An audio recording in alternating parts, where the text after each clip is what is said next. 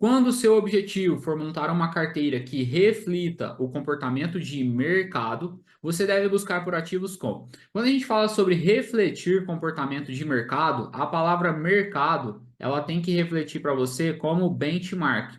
Quando a gente fala de benchmark, a gente está falando de um índice de comparação, um índice de referência. E o B de benchmark, ele vai ter o B de beta. E aí eu digo para vocês que o beta ele é óbvio, pode ser maior que um, ele pode ser menor que um, ele pode ser igual a um ou ele pode ser zero. Se o beta for maior do que um, como por exemplo aqui 1,2, a gente está falando que ele vai ter mais risco que o mercado. Se o beta for menor do que um, como por exemplo 0,8, significa que ele tem menos risco que o mercado.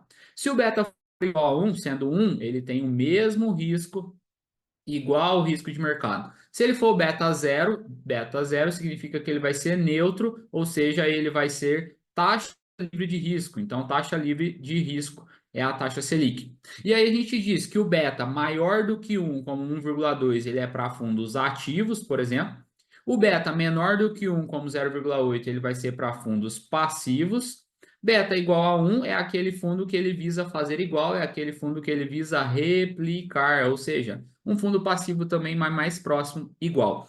E o zero, taxa livre de risco. Então, olha só, quando o objetivo for montar uma carteira que reflita o comportamento de mercado, olhar para o beta. Então, não é para o desvio padrão, que é uma medida de risco.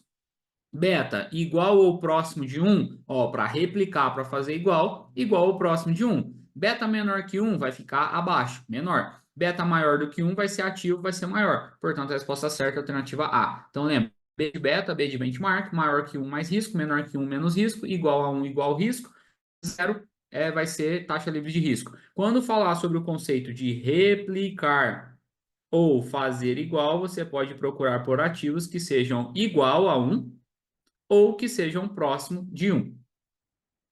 A melhor escolha de um fundo de investimento passivo atrelado ao CDI seria o fundo. Então vamos lá. Qual que é a melhor escolha para um fundo passivo? E a gente sabe que o fundo passivo é aquele que acompanha, certo? É aquele que acompanha.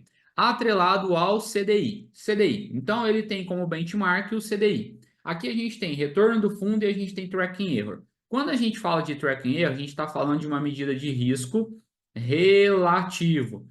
Risco relativo em relação ao seu comportamento de benchmark, em relação ao seu comportamento de mercado. Nesse caso, eu só posso comparar fundos que tenham o mesmo benchmark. Lembrando que o tracking erro, quanto mais próximo de zero, melhor. Próximo de zero, melhor, porque significa que ele desviou menos do seu objetivo. O tracking error, ele não escolhe o de maior retorno, ele escolhe aquele que tem o melhor resultado em relação ao seu indicador. Então, por exemplo, se a gente fosse falar por rentabilidade, ó, 15, 20, 5 e 10. Claro que o 20 rendeu mais, então ele seria melhor. Mas como o tracking error não olha para a rentabilidade, ele olha para o indicador, aquele que ficou mais próximo de zero.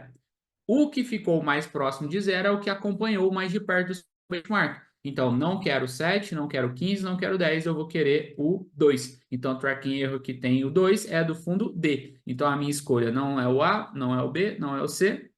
Minha escolha vai ser o D. Lembrando sempre, tracking erro, medida de risco relativo, de quanto o investimento acompanhou seu benchmark. Quanto mais próximo de zero, melhor. Significa que ele desviou menos do objetivo, não interessa a rentabilidade. Lembrando que a gente tem um conceito também de erro quadrático médio, que é o EQM. Ele vai ser sempre um número positivo ou igual a zero. Nunca será negativo. O que esse gráfico representa? Esse gráfico aqui você vai encontrar na sua prova. Quando cair gráfico, você precisa ler o que está escrito. Primeiro, a gente tem aqui desvio padrão. Desvio padrão é uma medida de risco. Depois, número de ativos. Número de ativos significa quantos ativos esse fundo comprou. O que está dizendo aqui é o seguinte, ó, que se eu tenho 0, 1, 2, 3, 4, 5 de risco e 1, 2, 3, 4, 5 ativos. Se eu tiver um ativo, o risco da minha carteira é 5. Se eu tiver 2 ativos, meu risco é 3. 3 ativos, meu risco é 2. Se eu tiver 5 ativos, meu risco é 1. Vai chegar um momento em que sempre esse risco aqui vai existir. Esse gráfico ele está mostrando o conceito daqui do risco que reduz. Esse é o risco não sistemático. E esse que não reduz, ele é o risco sistemático. Ou seja, esse gráfico ele mostra o conceito da diversificação.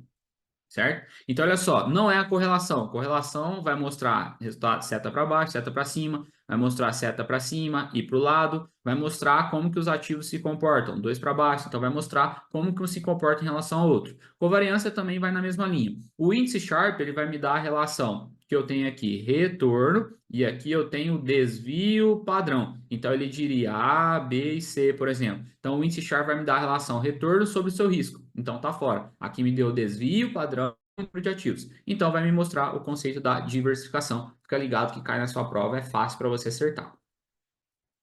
Próxima questão. Podemos afirmar em relação ao EQM. EQM é o erro quadrático médio. O EQM ele vai mostrar uma medida de risco relativo, assim como o tracking error que mostra o risco relativo. Então, ele vai dizer, quanto mais próximo de zero, melhor. Só que lembrar que o erro quadrático médio ele não será negativo, porque para encontrá-lo é elevado ao quadrado, e todo número elevado ao quadrado fica positivo. Então, não será negativo, ele vai ser um número igual a zero ou positivo. Então, você vai encontrar tracking erro zero ou positivo.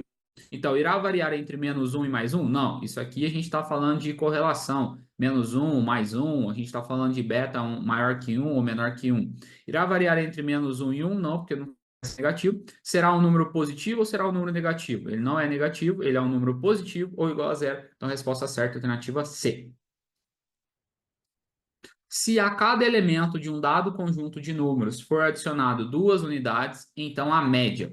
Galera, isso aqui é um conceito para a prova que eu expliquei para vocês na aula, que é o seguinte. Se a gente tiver aqui, ó, o ativo A e o ativo B. Se eu falar para você que ele tem aqui, por exemplo, ele tem 5 mais 5 vai ser o quê? 5 mais 5, ele é igual a 10. Qual é a média disso aqui? A média, ela vai ser 10 dividido por 2, vai ser média igual a 5.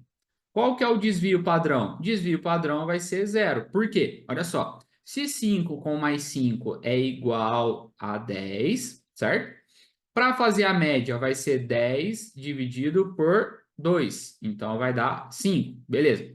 Desvio padrão é zero por quê? Porque 5 é igual a 5, ou seja, não desviou nada. Agora, se a cada elemento de um dado conjunto de números for adicionado 2 unidades, então a média. Aí analisa comigo, ó, o que é adicionar 2 unidades? 5 mais 2. 5 mais 2 vai ser 7. 7 mais 7. Então, 7 com mais 7 é igual a 14. 14 dividido por 2 vai dar a média 7. Então, a média vai ser 7. E o desvio padrão continua zero. Por quê? 7 é igual a 7. Não desviou nada de um para o outro. Então, qual que é a conclusão que eu chego? Se a cada elemento de um dado conjunto de números for adicionado 2 unidades, então a média, ela aumenta em mais 2 e o desvio padrão, ele não muda. Não muda. Então a média e o desvio padrão aumentarão 2 vezes? Não, o desvio padrão não aumentou. A média aumentará em 2 unidades e o desvio padrão não se alterará? Perfeito. A média não se alterará? Errado, aumentou em 2. A média e o desvio padrão não sofrerão? Errado. Resposta certa, alternativa B. Então é só colocar os números e fazer como eu te expliquei. Se você aumenta 2 unidades, a média também aumenta 2, mas o desvio não, porque continuou zero. O que você vai ter acesso? Aulas 100% atualizadas, de acordo com o edital vigente, porque obviamente você tem que estudar para um material atualizado, e é isso que eu te ofereço. A apostila de conteúdo atualizado e a apostila de simulados por módulos, essas apostilas são por tópicos, para você ter menos coisa para ler e ler as coisas importantes, e a apostila de simulados por módulos, para você detectar qual módulo você precisa evoluir. Questões de prova corrigidas em vídeo, para você saber o porquê é a resposta e o porquê não são as outras respostas. Aplicativo e plataforma para você ver as aulas e correções dos simulados. Então, você pode acessar do seu computador ou do seu celular, a plataforma do computador ou do celular e o aplicativo pelo seu celular.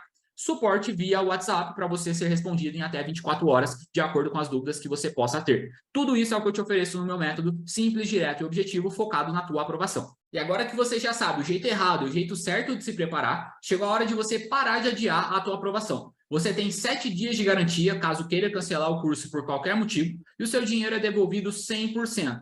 Mas, se você quer ser aprovado de uma forma simples, direta e objetiva, clica no botão aqui embaixo e entra para o meu método completo. Eu tenho certeza que logo você vai ser promovido ou contratado nos maiores bancos e cooperativas desse país. Você recebe o acesso imediato ao curso e já começa a sua preparação a partir de agora e logo você vai me mandar uma mensagem falando que você foi aprovado. Clica no botão aqui embaixo, faz sua inscrição e vamos rumo à aprovação. Te vejo na aula. Tchau!